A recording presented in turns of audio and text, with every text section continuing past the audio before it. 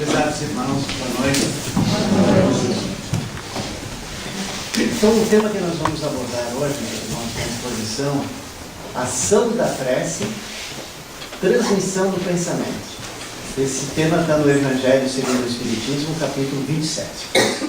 Então, a prece, a oração, é uma comunicação com Deus. Então, quando a gente quer falar com um amigo, uma amiga, um parente, o que a gente faz? A gente pega o celular ou o telefone, a gente conversa. E essa é a maneira com que a gente deve conversar com Deus. É uma conversa direta, sem palavras enfeitadas, humildes, e não se fica orando, demonstrando para todo mundo que a gente está fazendo uma oração. E quem nos ensinou isso foi Jesus. E quando a gente estiver em oração com Deus, o melhor lugar é lá no nosso quarto, reservado, e ter uma conversa com Deus. Como a gente tinha uma conversa com o nosso Pai, aqui no plano terrestre, né? A gente deve ter uma conversa com Deus, porque Ele também é o nosso Pai, é o nosso Criador. Então essa conversa, é uma oração, é um pedido sincero, é uma prece feita de coração. Então a oração, ela tem por objetivo louvar, agradecer ou pedir. Louvar, agradecer ou pedir. E esses três requisitos, esses três elementos, eles estão lá contidos no Pai Nosso. E se nós olharmos, observarmos com atenção, quando nós rezamos o Pai Nosso, a gente louva a Deus, a gente agradece a Deus e a gente pede a Deus. E esta foi a única oração que Jesus nos ensinou. Então assim, a gente tem que questionar, né? Nós temos que pensar na validade daquelas preces repetidas, né? Que sem dar atenção, muitas vezes as pessoas ficam rezando e assistindo televisão. Será que essa é uma prece? Alcança lá a Deus essa prece? Então assim, o objetivo nosso é demonstrar o que se processa quando nós entramos em oração, para nós ou para os nossos semelhantes. Toda essa vibração, como passa essa energia, de que forma ela passa. Por exemplo, quando nós oramos aqui, para os nossos familiares, como que essa energia vai lá na nossa casa? Quem é que conduz essa energia? Esse é o objetivo. Nós conseguimos transmitir isso, a gente já cumpriu a nossa tarefa de hoje. Então, assim, muitas vezes não adianta muitas vezes a gente ficar orando e pedindo as coisas se a gente também não faz a nossa parte, né? Por exemplo, a gente montou todo aquilo, o equipamento, meia hora antes estava funcionando, estava tudo perfeito. E aí, na hora de começar o trabalho, infelizmente deu uma pane e não conseguimos mais usar o equipamento eletrônico. E aí estava terminada a nossa palestra, mas a gente fez a nossa parte, trouxe o pendrive junto e a gente colocou num outro. Então é assim, a gente também tem que fazer a nossa parte. Não adianta a gente ficar orando, pedindo, se nós não fizemos a nossa parte, né? Então nós também temos que agir, fazer a nossa parte. Então, meus irmãos, nós vamos começar assim. O nosso corpo, né? Lá nós vamos olhar o nosso organismo. Eu vou quiser puxar um pouquinho para lá, para não atrapalhar os irmãos, vou ficar um pouquinho de lado aqui. Então assim, ó, lá o nosso corpo, ó, o organismo, corpo humano. Aqui tem os sistemas, né? Então os sistemas compõem o corpo. Os órgãos compõem os sistemas. Os tecidos, e aqui temos as células, temos as moléculas e temos os átomos. Esses três níveis aqui, ó, o organismo, o sistema e os órgãos, eles são macroscópico. Quer dizer, nós podemos enxergar. São esses três sistemas aqui. Isso aqui a gente pode ver. Esses aqui a gente já não pode ver. E são os tecidos, as células, as moléculas e os átomos. Átomos, a palavra átomo significa tomo, né? Então, assim, um livro aqui é um tomo. Esse aqui é outro tomo. Então, se é uma coleção, são um tomo 1, tomo 2. São livros, são divisão. Átomo é indivisível, é uma palavra de origem grega. Então significa indivisível. Então, assim, se nós olharmos então o nosso corpo, né, ele é feito assim de bolinhas. Ó, imagine uma piscina de bolinhas, o nosso corpo é assim. Mas em vez de bolinhas temos milhões e milhões de células elas se juntam em turmas e formam a pele, os ossos, os nervos, o sangue, o cérebro, o fígado, os pulmões, os intestinos, etc. Então, se nós pegarmos um grande microscópio, nós podemos enxergar e o nosso corpo ele vai estar, todas essas partes, não é sólido, não é uma coisa única. Se nós pegarmos um grande microscópio, nós vamos olhar nessa parede e ela tem partes vazias, né? Então assim, são aquelas partezinhas que estão ali, ó, separadas, que separam uma da outra. Então é uma união de todas dessas matérias. Então assim, lá na Grécia, então esse filósofo chamado Demócrito e Leucipo, no século V antes de Cristo, então ele viveu nessa época aí de 460 a 370 anos antes de Cristo. Ele baseado na intuição e na lógica, ele chegou à conclusão que ele defendeu a ideia assim, que quando chegasse a última partícula era o átomo. Átomo, então vem do grego indivisível, significa. Isto lá 400 anos antes de Cristo. Então se pensou que a partícula mais pequena do mundo fosse o átomo. Mas em 1932, né, aí um físico inglês chamado James Chadwick provou que os átomos são unidades fundamentais da matéria, formado por um núcleo com carga elétrica positiva chamada de prótons, e os nêutrons, partículas de carga neutra. Então ele descobriu que tinha os elétrons também. Ele disse assim: o núcleo atômico que carrega quase toda a massa, 99,9% do átomo, é envolvido por uma nuvem de elétrons de carga negativa, localizados na eletrosfera. Então assim, aqui em 1932 chegou a essa conclusão. Então esses três elementos estavam compondo então esse átomo. Então seriam subdivisões do átomo. Isso em 1932. Agora nós vamos um pouquinho mais adiante, ó. Em 1994, uma equipe internacional do laboratório Fermilab dos Estados Unidos confirmou a existência da mais pesada das subpartículas fundamentais da matéria, o quark. Então, com a confirmação, os físicos completaram a lista de subpartículas que compõem toda a matéria existente na natureza. Então, assim, o átomo, que era indivisível, ele passou a ser divisível. E então encontraram mais uma outra partícula, que seria então essa partícula aqui, ó, quark. Onde é que nós vamos chegar com tudo isso? Assim, então, aí, aqui prosseguindo, né, no corpo humano que a gente viu anteriormente, nós vamos pegar o átomo e vamos dividir ele. Então tem o núcleo do átomo, ele se divide em nêutrons, prótons, e aí então tem quark. Tem 3 que são para baixo e mais 3 para cima. Então são os positivos e os negativos. Então assim, agora já está se descobrindo uma nova teoria que não está ainda definida, que é das cordas. É uma teoria que ainda não está definida para se encontrar a menor partícula do mundo.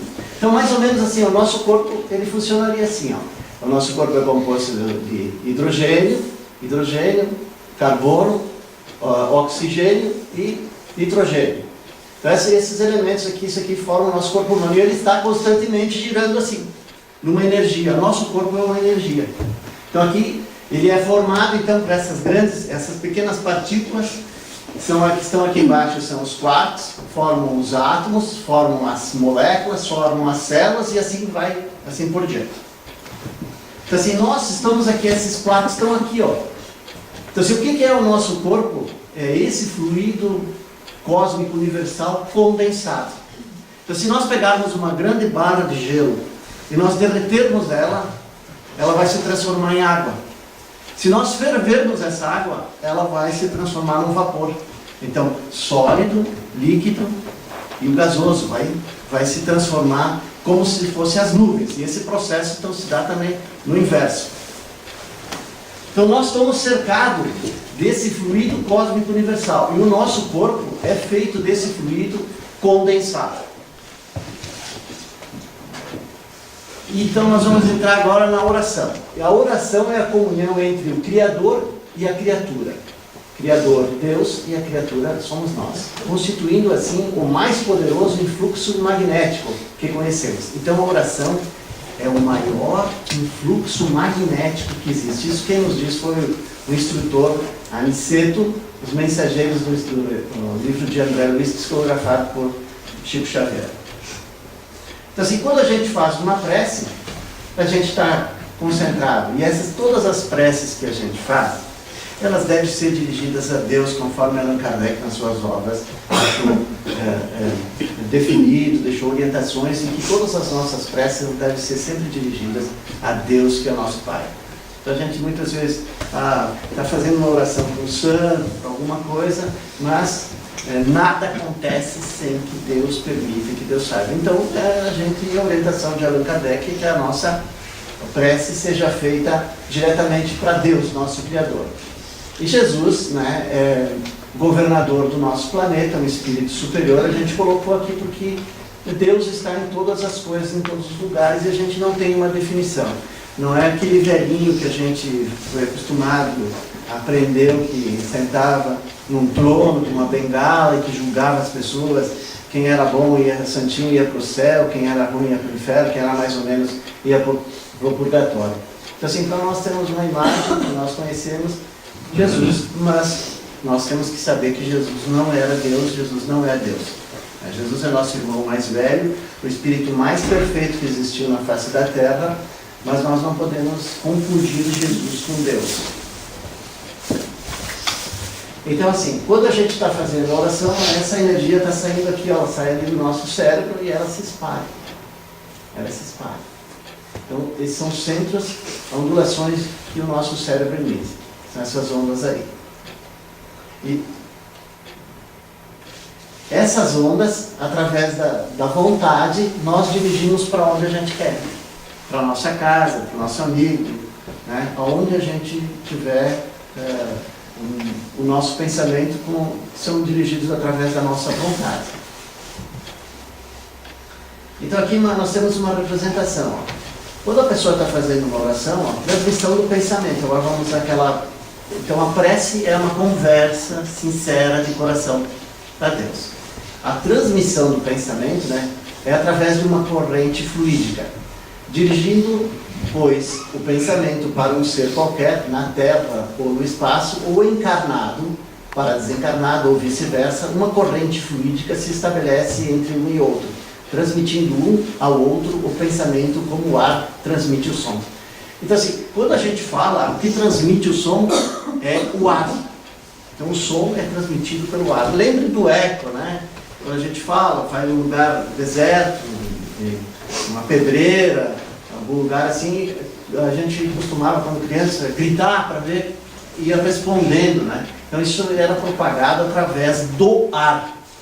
As nossas orações, elas passam e vêm através do fluido cósmico universal. Então assim, aqui é uma figura de uma pessoa, essas imagens são importantes para a gente gravar, para ver como isso acontece. Então assim, quando a gente está concentrado, a nossa mente, nós vamos fazer um pedido aqui para o ser Deus, né? E aí, através dos bons espíritos, dos espíritos de luz encarregados das obras de Deus, nós recebemos esse fluxo de energia aqui, ó, e aí então vai para o nosso cérebro e ele é espalhado para onde a gente dirige, para onde a gente pensar. Uma pessoa doente, um familiar. Assim, quando a gente se reúne aqui, o que a gente faz? Uma concentração de energia, uma concentração desse fluido, né? Quando a gente se reúne, senta aqui e começa a fazer a oração, a gente está recebendo aqui nesse prédio todo esse fluxo de energia. E ele se espalha por todo o quarteirão e a gente, através do nosso pensamento, nós mandamos para aquelas pessoas que a gente pensa, que a gente deseja que receba esse fluido aqui. Como que ele se propaga? Através do fluido cósmico universal. Aqueles quarks que a gente viu, eles estão impregnados, como se fosse uma fumaça. Né? Como nós falamos, e através do ar o som vai, o nosso pensamento, a nossa energia, através da prece, vai através do fluido cósmico universal. É uma energia. Como, por exemplo, a gente pode ter aqui as ondas do rádio, as ondas da televisão, basta a gente botar uma antena, nós vamos captar aqui. Nós botarmos um rádio, uma antena, nós vamos captar a estação que a gente quiser, FM, AM, como a gente quiser. Então, assim, essas ondas passam por aqui. Se nós estamos concentrados numa grande energia, que é Deus, a gente recebe essa energia e manda para onde a gente quer. Então, assim, por isso que a gente questiona aquela situação. Eu rezei um terço, rezei isso e tal, por não for. Será que vale a pena isso? Será que vale a pena a gente negociar com Deus assim? Se a pessoa ficar melhor, eu vou dar uma vela, eu vou pagar uma promessa com uma vela, eu vou mandar rezar uma missa. Será que não tem mais valor uma prece feita sincera, de coração, que a gente se concentra lá com o nosso Pai Maior, pede que essa energia venha para nós e que ela seja dirigida àquelas pessoas que necessitam? Eu penso que sim. Então, assim, o Espiritismo ele vem nos esclarecer essas questões. Assim, muitas vezes a gente, tu tem que rezar mais, tu tem que orar mais, mas tu tem que orar consciente. Quando tu faz o Pai Nosso, o Ave Maria, tu tem que prestar atenção naquelas palavras que tu está dizendo. Tu tem que colocar sentimento naquela oração. Então não adianta fazer aquela oração sem nenhum sentimento. Aquela repetida, aquelas frases repetidas. Então assim, a gente tem que pensar, o Espiritismo nos ensina a pensar nisso. Será que essa maneira de fazer oração, se concentrar com Deus, saber que essa energia vem através do fluido cósmico universal até nós, não é a maneira mais correta, não seria mais importante a gente fazer assim? Então assim, pela prece, isso foi Allan Kardec que disse, pela prece o homem atrai para si o auxílio dos bons espíritos, que o vêm sustentar nas suas boas resoluções, e lhes inspirar bons pensamentos. Ele adquire assim a força moral necessária para vencer as dificuldades e voltar ao bom caminho se dele se afastou. Então assim, quando a gente pensa de uma forma incorreta, comete algum deslize, alguns equívocos, não vamos falar assim, fica muito pesado em falar em erro, em pecado.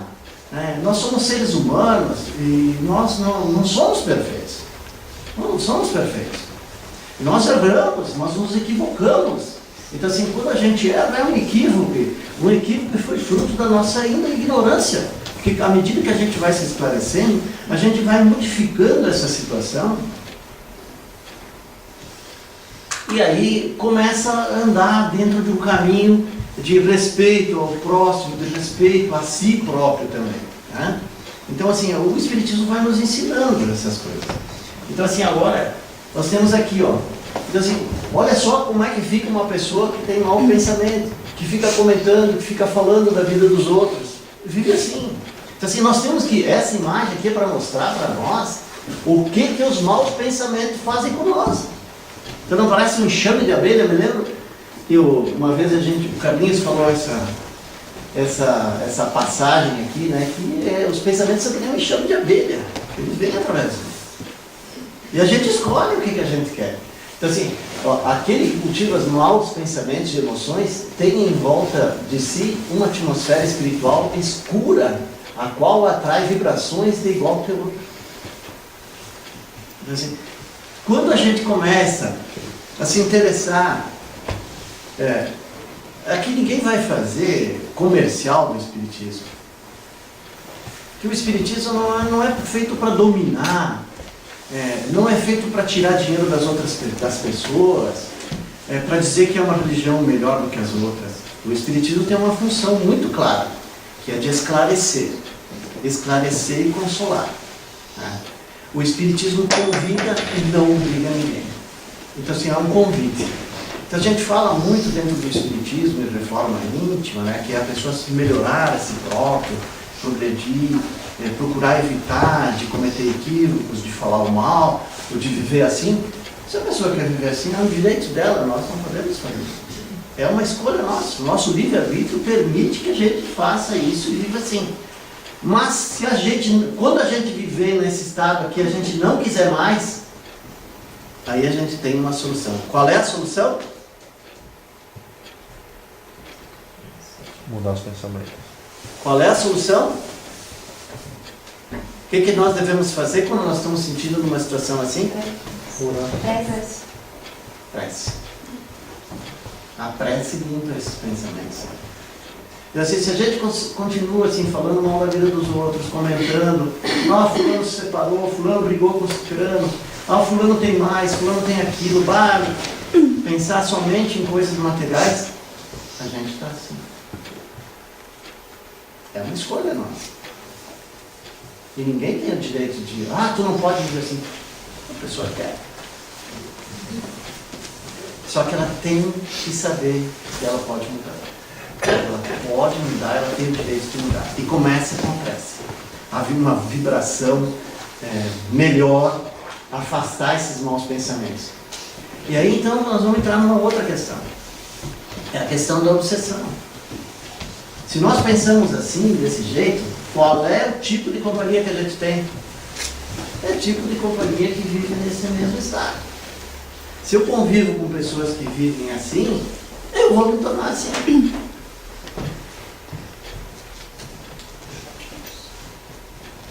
Então assim, eu vou lá no centro espírita, eu vou fazer um passe e vou tirar tudo isso aqui. Não vai tirar. Vai tirar, vai aliviar. Mas vai chegar lá, vai chegar em casa e vai continuar a mesma coisa. Se a pessoa não mudar a vibração dela, isso é física. Isso não é mentira, não é invenção, não é dogma, é física. Isso aqui é ao redor, ao nosso redor, tem esse fluxo energético do fluido cósmico universal. Como nós temos o ar aqui ao redor, que nós não enxergamos, este fluido cósmico está em torno de nós. Está dentro de nós, em todo o nosso corpo. E o nosso corpo está condensado. O nosso corpo é feito de fluido cósmico universal, que é o primeiro elemento. Não há prece sem resposta. Atenção, isso aqui é muito importante. Não há prece sem resposta. Toda prece impessoal, dirigida às forças supremas do bem, delas recebe a resposta imediata, em nome de Deus. E pessoal, faz para alguma pessoa, não é só para si próprio. Todas as preces que a gente faz são anotadas. Todas as capelas mortuárias têm uma pessoa, um espírito de luz lá encarregado para fazer o desligamento do espírito do corpo de carne. Todas as capelas. Todas as capelas que a gente vai, mesmo aquelas da igreja católica ali, tem lá um espírito de luz que está lá trabalhando, 1, 2, 3, 4, 5, trabalhando lá para atender, para anotar lá o pedido que as pessoas fazem. Nenhuma prece fica sem resposta. Às vezes a gente não gosta, porque a gente pede uma coisa que não vai ser bom para nós. Igual o pai que vai dar para uma criança brincar uma coisa que ela pode se machucar, que pode fazer mal para ela. Então, assim, quando a gente vem para cá, a gente vem com uma programação de vida e algumas coisas não vão acontecer. Não vão acontecer. Porque é programado para nós daquela forma. Então, assim, são certas coisas que nós, provas, dificuldades que nós temos que passar, foi nós que escolhemos, né? Nós que escolhemos e nós precisamos passar por isso.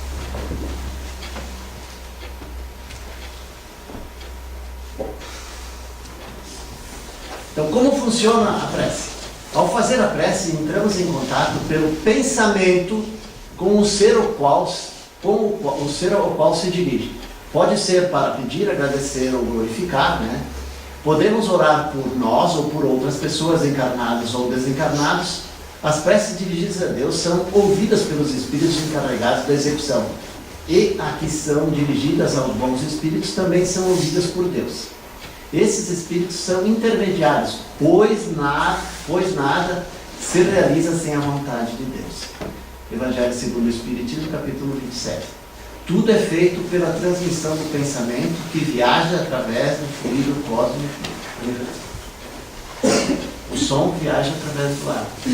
As nossas preces, as nossas energias vêm e vão através do fluido cósmico universal. E o que é o fluido cósmico universal? Matéria primitiva da qual derivam todas as demais formas, matéria e energia. Os átomos, prótons e nêutrons foram divididos em partes. E essa divisão pode ser repetida ad infinitum, até chegarmos a algo indivisível. Os elétrons mantêm a sua estrutura.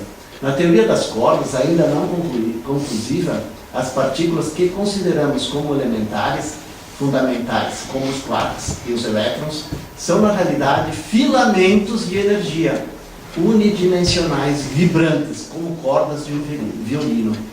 Cada vibração forma diferente partícula. Então ali, fluido cósmico, para nós ter uma ideia, olha essa fumaça aqui, ó. Está em todo lugar para nós. A gente sente isso.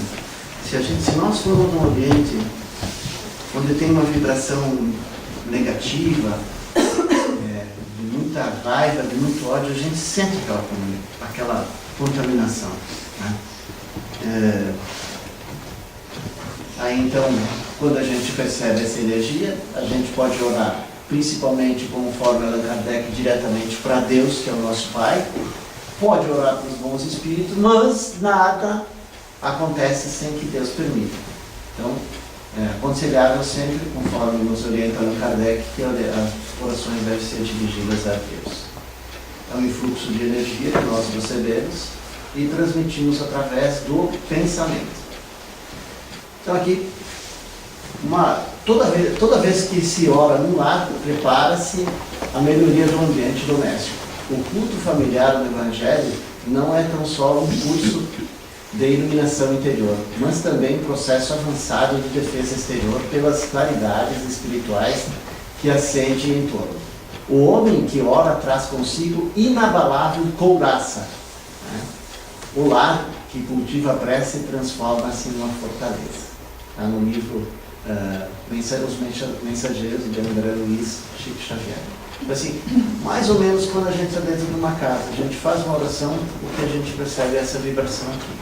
Quando a gente está dentro do centro espírita, é essa vibração que reina, né, o nosso pedido de luz ao nosso Pai maior. Então, nós tentamos, assim, com essas imagens, procurar demonstrar o que acontece quando a gente faz uma prece para Deus.